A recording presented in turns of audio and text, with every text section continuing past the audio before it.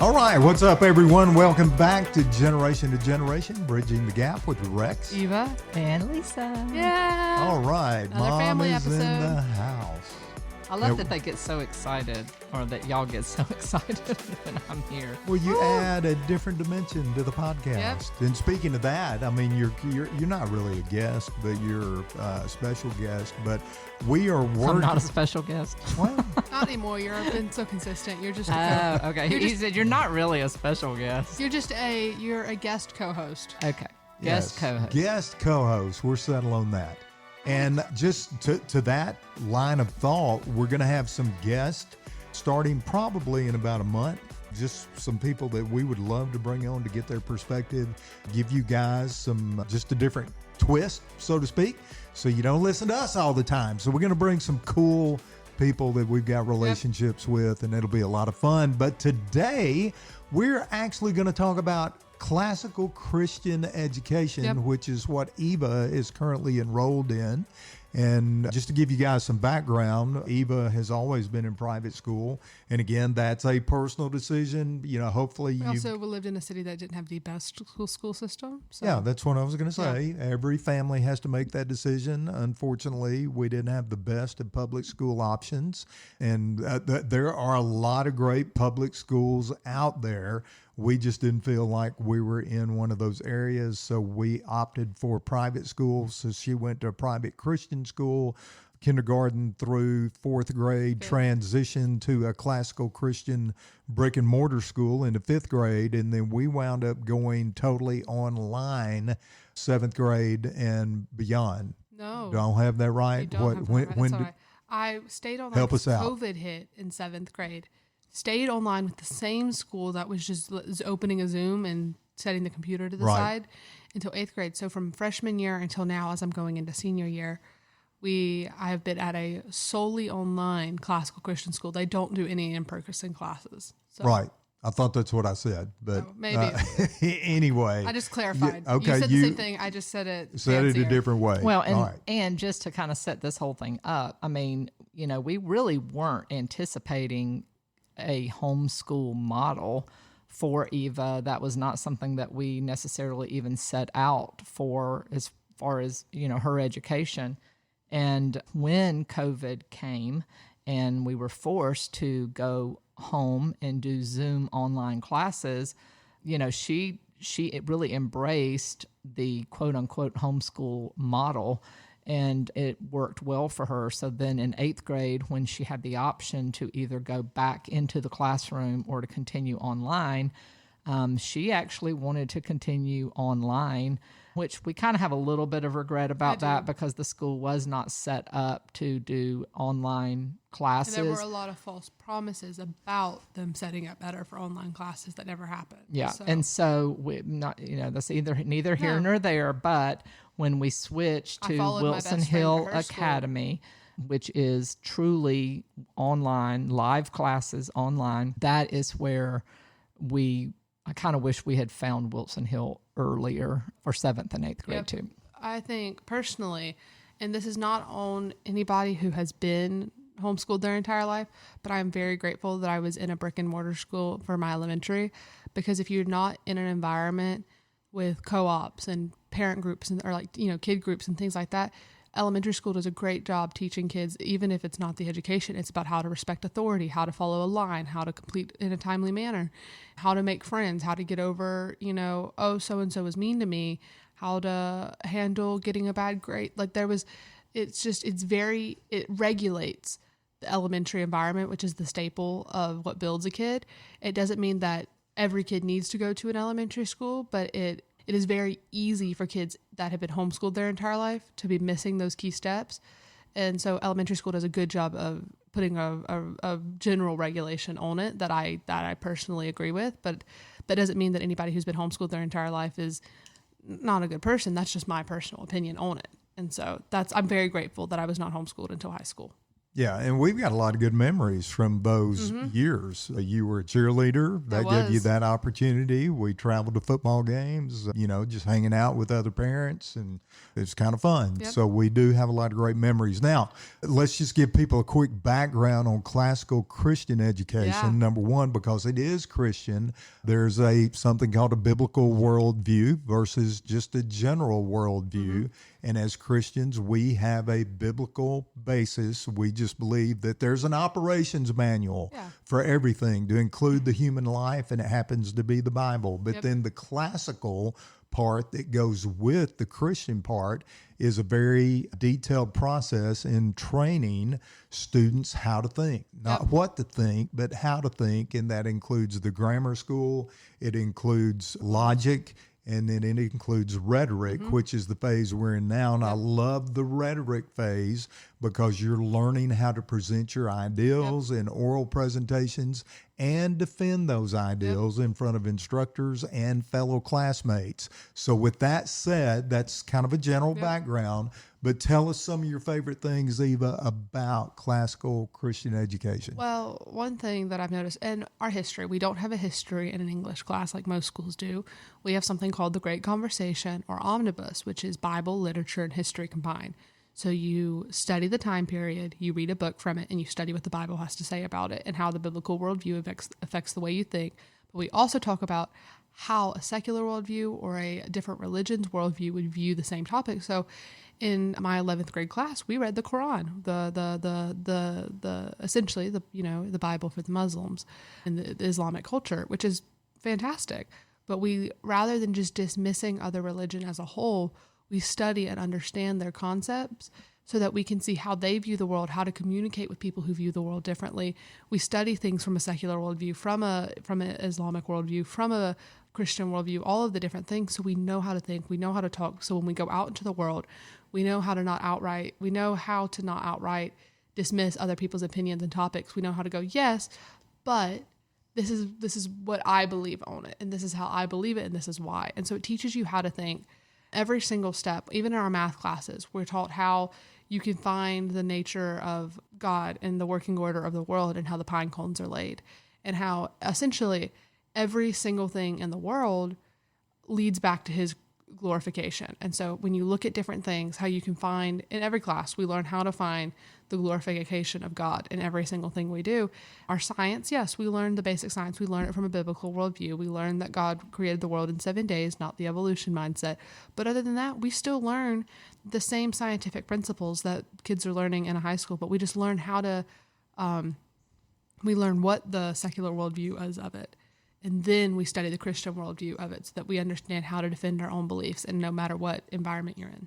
I love it. That's a great answer. And just listening to you talk, I'm like, wow, you are so far ahead where I was in a public education at your age. But just the ability, number one, not to dismiss other cultures, other religions. Hey, you need to know what they think, how they view the world in order to engage conversation with them. And I've noticed in your classes that it's the same principle with each other. You challenge each other. Some of the questions, you know this, your mother and I, we walk by your computer some days and we're like, holy cow, who just asked that question? And we're come sit down and listen to the exchange that you're having with other students and your instructors. So anyway, what else? Well, why don't you just ask questions and I'll... Well, I want you to talk about, I mean, this is a question that we've definitely heard people mention to you when they don't know anything about a classical education. And really, I mean, the whole point of this show is not to necessarily pit one type of education over the other, but I do think that there are a lot of misconceptions, A, about homeschool, but B, I think there is a lack of knowledge about a classical model of education. And I know one of the questions that you get asked a lot is, wait, well, when do you get U.S. history? Do you study Alabama history? And it's just kind of interesting to us when people ask that question because, you know, we don't feel like she's missing out at all because she's not studying Alabama history or U.S. history.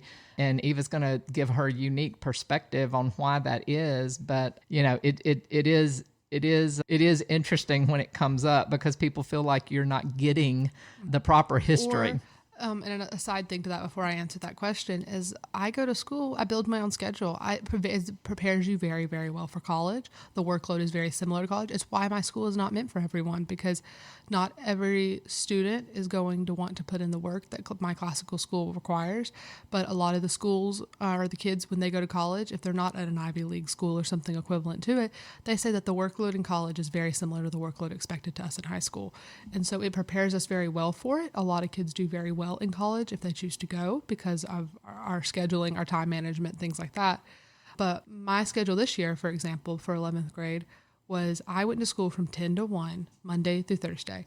And so a lot of people were like, well, how are you getting a proper education if you're not at school 8 hours a day? And I'm saying, because I'm not sitting in classes being taught something I don't need to learn. Essentially, I'm not sitting and listening to filler lessons because they need to fill the hour and a half time block. I'm sitting and we read 23 books a year in my history class because we cover so much, but we psychoanalyze every single book down to the words, the writing structure, the meaning, the everything. And so they've mastered the model of removing the fluff from lessons. And so that is a very good thing, but can you repeat your question in a shorter? Yeah, just about history. Oh, history, yes. So I was like, I couldn't remember after I said that. Classical education doesn't help my memory skills. I met one of my teachers at a school event this year, and he was like, do you remember this? I was like, not really.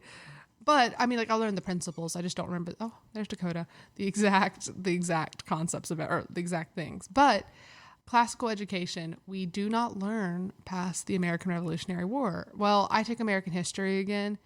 Well, we call it American history, but it's everything after essentially the founding of America to present, but it focuses on American mindset because that's like the newest nation during that time. And then anything else involves the rest of the world. Because I am at an international school. We can't have Alabama history when you have classmates in Indonesia and Texas. But we can have U.S. history, but we can't spend an entire year on it because then the kids in Indonesia and Kenya and all of these places. Naples. Yeah, that's not relevant to them. So we study the principles of an American government, but we also compare them to the principles of other governments of the past. But back to it, we don't study past the American Revolution because history repeats itself. And I mean, I think we spent a week and a half on the Civil War. And then that's like, and you're going to be like, well, how? You're like, you don't know. I don't know anything about World War I and World War II.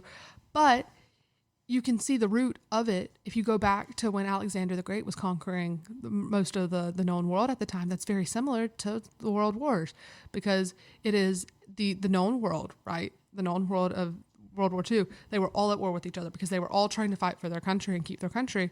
And so we study the root of it. We study, okay, what were the signs that led up to this? How did he become a great ruler? How did he make it to power?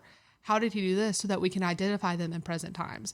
And so we study the classics, right? We read the Iliad, the Odyssey, we read the Aeneid, we read Boethius' Consolation of Philosophy. We read all these books because it teaches us how to identify the signs and repetition. And I did my thesis on this.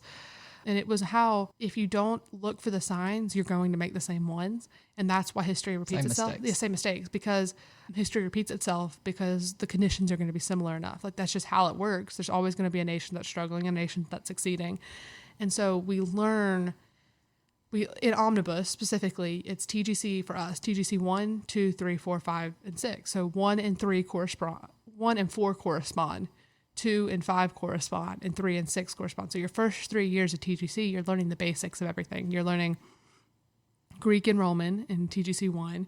You're learning like medieval and Reformation in 2, and you're learning everything from the end of the Reformation, so like 1800s, to modern day. And then you start over in TGC 4, and you go even deeper in what you learn in TGC 1 in Greek and Roman. And then in TGC 5, you go deeper in medieval and modern, I guess pre-modern. And then in TGC 6, you go into the postmodern, modern stuff. And so you're reevaluating it. You're learning the same things. You're studying the same concepts, and they all apply to everything because history repeats itself. So you'll see the same effects and the same conflicts happening in the 1800s that you saw back in, 200 BC. Because history repeats itself. They were the same conditions, the same type of people. And so. Well, and just for clarity, TGC is the Great Conversations. It's built on conversing about the different topics and ideas and what they mean and how to process them and think about them. Yeah. And for the critics that would say, well, I still don't like it, that you don't get American history. Well, you happen to live with a American history buff. And so you get a lot I of do it get that American way. history. I just don't get a lot of the Details of the conflicts. I don't get a lot of history past the 1900s because we're still studying the effects of them. And so we study the root where we've already seen the effects on society. And so we can identify the same ones in our own society. Yeah.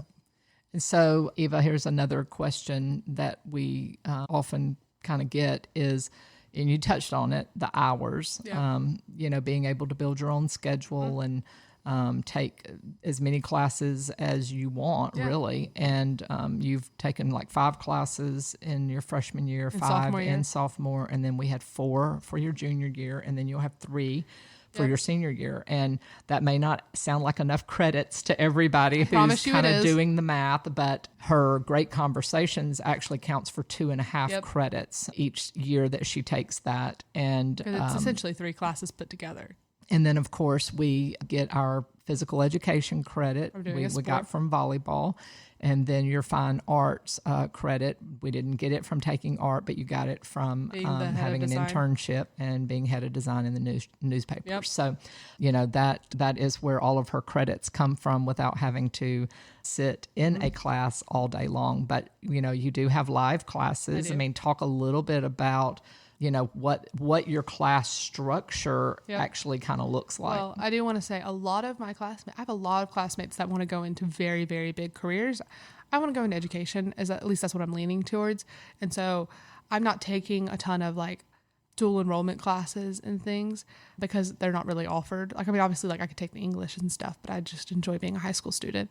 But I have some classmates who are taking 8 or 9 classes a semester, and that's a lot of work. There's one girl at our school, shout out to her, I don't remember her name, but she is the second person in the entire world who has taken the National Latin exam to have made 6 perfect scores on it consecutively. And it's very impressive. So there's some people who study, Greek, German, Latin, and French all at the same time on top of their classes. There's some people who are taking very far advanced maths. There's some people dual enrolling. I have some friends who in Texas, to go to Texas schools, you have to have Texas government. And things like that. So they're dual enrolling to take those things. And we have honors classes, honors AP, and we have AP classes. It's the block system. So you know how most of you who are familiar with the public high school system, your students pick classes based off what they need to graduate. So if your kids are leaning more towards STEM, they take more STEM heavy math based classes, but like they may take AP physics and AP chem and AP statistics, but they may only take the basic level history because that's not something they really need. And that's just how it is at my school. And our classes are an hour and a half, twice a week. I have the same teacher every single class. I Zoom in live for them. So it's not like I'm watching a recording. You don't have the same teacher for every class. Not every class, but every. You have the same teacher the whole year. For every subject, yes. But not for every class. And then I have the same classmates for every single subject. So if I'm in TGC with Mr. Choi, those 23 students that are in it, I am with from September until May. I don't switch classes. Some students do switch classes, and they have a policy that, hey, if you're going to be out on a Wednesday, you can watch the Tuesday class because it's the same thing. But we Zoom in live for it. We take generally a daily quiz that just makes sure you've done your homework. And then the teacher gives a lecture in one way, shape, or another. It's recapping what we've homework, answering questions, but it's recapping what we've learned. It's asking questions. And then they kind of open the floor for students to ask questions, for us to work on problems in math and science or in history. It's generally discussion questions where we're going over the different topics we've learned. We're asking questions. We're kind of going more in depth on the ideas. In your writing classes, you may spend more time writing things. And it is the same thing that you've experienced. We just move at an accelerated pace. We don't get any national holidays because we're international, so we don't get any days off of school except Fridays, but most of the teachers run office hours on Fridays. So it is a work day because that's when all the teachers are working. That's when you want to get your homework done, because if you have questions, and we have a lot of homework. That is like, just because we don't do a lot of classwork in classes, we are learning the entire time. And so we have a lot of homework. I mean, I think I spend 6 to 10 hours of homework a week, and everything's due at Monday at 7 a.m. for us particularly. Well, 8 a.m., but I'm Central Time, so it's 7 a.m. And so I'll have, a paper, a discussion board, a chemistry test, and a Latin quiz or something all to work on. And that's another thing. We have to take Latin to graduate because it is a classical school. It is the root of all the language. If you study Latin, any of the other languages become simpler to understand because you know the root, understand how the endings work. And then we are offered to take Greek, but I didn't take it. But we have a lot of homework. There's a lot of expectations on us. You have to have a good time management because some teachers tell you, oh, homework should only take 2 hours a week. And that's not a lot because I have some teachers and it'll take me 8 hours to write a paper because of how much research I have to do for it. And that's just like writing it. That's not the research beforehand. And so it is not for everybody. And I'm not saying every single person needs to go to online homeschool because not everybody's going to flourish in it. Yeah. But most students at my school who are excelling are students who want to be there and want to learn. And so that's the big difference. Yeah. And speaking of Latin, what does my name mean King. in Latin? Yes. Rex means king. So when we're talking about It's not short for anything. yeah, I get that question all the time. People will be like, Rex, is it short for something? I'm like, Rexamillion. no, you did not take Latin in high school.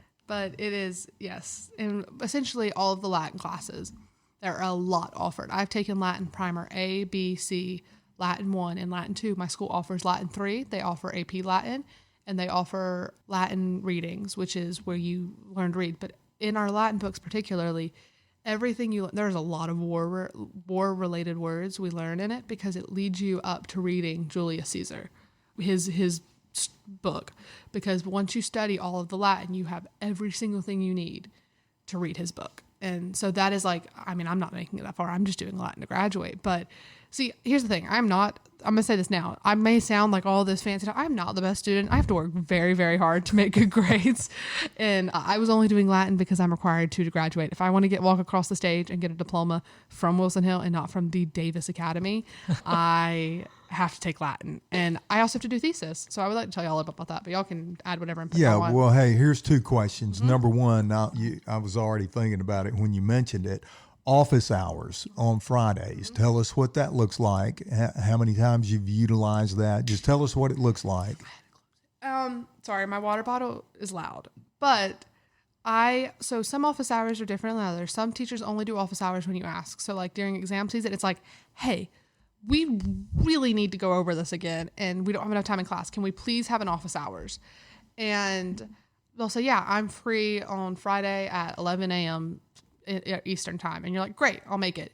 Then some teachers have a very elaborate schedule where you have to go in and sign up for it. And you have to say, okay, I want the 45-minute block between 11 and 11:45. I'm going to put my name down and I'm going to say I want a one-on-one office hours. So some teachers offer one-on-one office hours. Some teachers, or in the same teacher I'm talking about, you can also select no, and you can go in with a group of people and work on things. But I've done one-on-one a couple times just to go over papers or discussion boards or concepts I don't understand. But specifically, I'm not good at math. I have to work very hard at it. I lean more towards the English and history side of things. We've talked about it before. Miss Echolm sat with me in office hours for 4 hours and 2 weeks in a row and taught me every single bit of math and really all the big concepts I would need for chemistry and physics in 10th grade so that I could excel in her class. And so teachers, it's like a normal class. You go into the same link, you sit in, the teacher's like, okay. And then she's like, or he or she asks the students, what do you want me to go over? And then that's what you go over. And so it works. It's not like you just go in, like the teacher's not just sitting in an office hours for 8 hours and you just pop in when you can. You have to schedule it. You have to be proactive about it and say, I need help. And so. Okay, great. Now, I got another question. 9th grade was your first Wilson Hill full year. What was that transition like? Maybe here's a better question. What did you think your biggest challenge was in the transition from what you had been used to in the brick and mortar classical Christian to going strictly online? What was your biggest challenge that year? Time management and discipline. Because the entire time, you've had weeks to work on things, but then you get to 9th grade and you're told about something and it's due that Friday or that Monday, or you're told about something and it's due in 2 weeks. And so I was a very big procrastinator. I did not know how to study because when you're in a normal class, you're going over, you're in that class so much, you were repeating the same thing so many times. But in these history classes, you talk about it and you're done talking about it until you're talking about how that concept plays into something else. And so if you're not paying attention, if I didn't, like this year, I didn't pay attention to 2 or 3 classes because I was sick or something, and literally could not tell you what they're about. I had to go and read the Spark Notes of the book, go back and watch the archives for exam season because we moved past it and we never talked about it again, but it was on the exam. And so I had to learn very quickly how to study, how I studied, how to take notes, how to have time management to realize, okay, these assignments generally take me 4 or 5 hours. I can't wait until Sunday night to start them, or I'm going to be up until 3 a.m. I had to learn how to get up in the morning because after COVID, I was not used to getting up. I mean, I'm still not used to getting up, but I have gotten so much better about it. And so it was just, I had to learn discipline. And that was the hardest challenge for me. And I did not properly learn it until this year, till junior year. I struggled with it. I spent a lot of time prioritizing friendships over my education, over outside things. But this year has really taught me what it means to be a good student, how I study, how I learn, how to ask questions. So. Yeah, I remember when you first said, hey, I have learned how to study and I know how to study and it's actually fun. Mm-hmm. I remember the first time the light bulb went on, so to speak, and you are a good student. Mm-hmm. And you didn't think you were, but you've kind of settled in. I am a good student. Discipline. I am not the smartest student. I am a good student, and I have to work to excel in a school that is extremely accelerated in their learning. But I'm okay with that because it challenges me to be better. Yeah. And I mean, and everything about your education is very much college preparatory. Yes. And so, where you probably could have straight A's and be, valedictorian in a public high school. Yeah. You've had to work a lot harder for your grades. But much more, like, for instance, at Link, which we can talk about later, my chemistry teacher, Mrs. Eckham, we've talked about her a ton. She's like one of my favorite people on planet Earth. She came up to me while I was standing in the coffee shop and she was like, I'm not supposed to tell you this, but I just want to let you know you averaged an A for the entire year. And she goes, and when I put your grades into the spreadsheet to get the average, I started crying and I started screaming, and my kids were very concerned. And I started crying and I started screaming in the middle of that coffee shop because I had worked so hard for that. And so you feel so much joy and so much achievement when you succeed in how hard these classes are because you're doing it. And so it's not like I can just pay attention and breeze by. Like, I have worked extremely hard to get these grades, and it makes the first week of summer so enjoyable because this is the first time you've not had to study. It's just I want to get back to school. I love the routine. I love learning. I'm so excited to prove. I want to be a straight A student next year. I was an A and B one this year. I've not been an A and B one previously because of math classes, but I want to be an all A student next year because I want to prove to my teachers that I can. I want to prove to myself that I can. And so that's like my goal. And it's taught me how to be disciplined. It's taught me how to receive joy, and it's very hard. But there's so much reward. It's so rewarding to succeed. It's good. Love it. And so I know you said we'd talk about it later, but I think this would be a great way to close this episode out. Yep. You mentioned this thing called Link, and you mentioned the first week of summer. So tell us about Link. What's this Link thing? So we meet up on either the East or West Coast every year to make it easy on people flying in. And we have graduation, prom, award ceremony, field day, and just hang out with your friends for hours. For 4 days at just a lodge somewhere on the East or West Coast. And this year it was on the East Coast. And oh my gosh, it was just the most fun. There's a saying at Link that if you get enough sleep while you're there, you're not doing it right. Because I went to bed at 3:45 the first morning, 2 a.m. the second, and 5:15 the next, because I was having so much fun just hanging out and talking. Most of the people I was talking to at night, I have never shared a class with. I have never had a real conversation with until I was sitting with them in the chapel or in the lobby at, 4 a.m. and we were just talking about theology or what are our hot takes about different things in life, or giving advice to the younger students about how to better prepare themselves for the classes or what the future looks like for all of us. And it was just so much fun. Field day, absolute blast. I was completely blue. My hands were stained blue. My hair was stained blue. We do something called OMC, Organized Mass Chaos. We have to complete tasks because we're in the house system. That's something I also probably should talk about. We are in the house system. You get points. Think of Harry Potter. That's what it looks like. We're sorted into a house, or when you arrive at the school after. And you have monthly house meetings, and you compete in challenges, and you hang out with your house, and it just builds community. And so we are at field day, we are competing for the final points you can get for the year for the house cup. And so at field day at OMC, which is everybody's favorite, it's like find 3 people and make shaving cream crowns on them. And then you run back and you give your card to the teacher, and that's a point. And so it is just a ton of fun. I was blue. Then there's the dance prom, but it's not like a normal prom. You aren't expected to have a date because we're homeschoolers and we're at an international high school. And so we do classical dances. So if you've ever seen Tangled, do you remember in the city square where they're dancing in the circle? Well, they teach us that dance. So we do that. We do a partner dance to the Cotton Eye Joe. We do there's a bunch of dances we do. Then we have mosh pits, of course, because we're all homeschoolers. A lot of fun, but it's so refreshing. The food, nobody eats and nobody sleeps. So we're all miserable by the time we go home, but you're having so much fun running around with your friends. And this year they had a rodeo for the 10-year anniversary. So it was like everybody was dressed in their Western outfits, except I was in hot pink bedazzled boots because that's just who I am.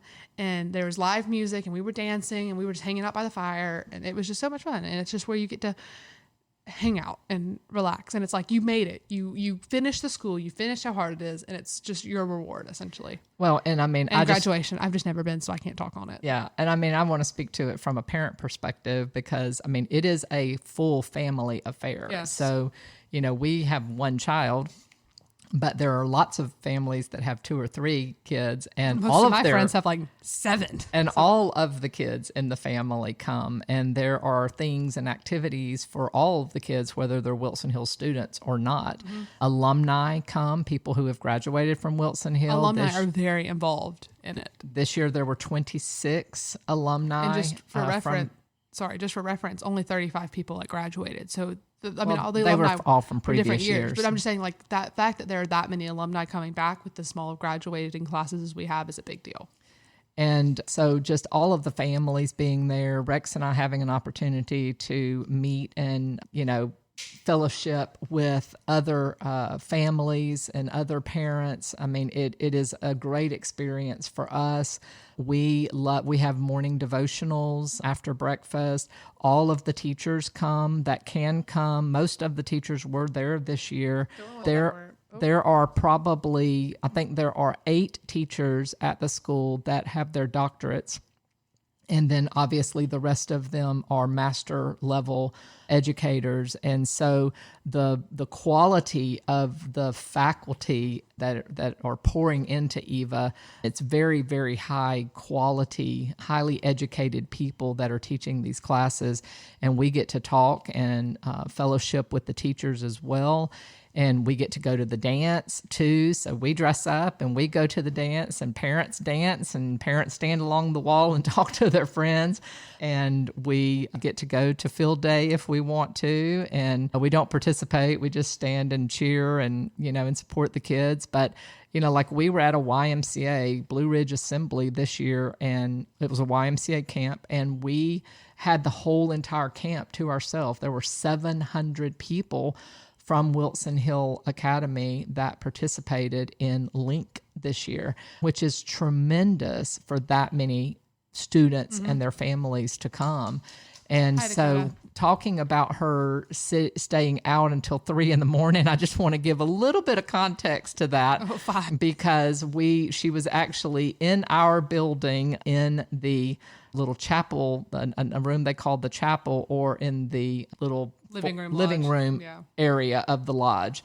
And so she was not out running around at 3 o'clock in the morning. Though, at 2 a.m. we were going to a playground. But this year it was cold enough that once the fires got turned off, we all migrated inside and we sat around on couches and just talked. Yeah, and teachers would come in at 3 a.m. and they'd be like, hey, y'all don't have to go to bed. We just want to clean up. We want to make it easy on y'all so y'all can have fun. So teachers would come in, they would hang out with us, and it was just a lot of fun. Yeah, and this is something to clarify. There are literally hundreds of YMCA camps across the country. This is a YMCA lodge, and we were unfamiliar with the lodge system in the YMCA. But there's Estes Park that we went to last year in the Rockies, unbelievable. Then the Blue Ridge Mountain Assembly, which is in Black Mountain, North Carolina.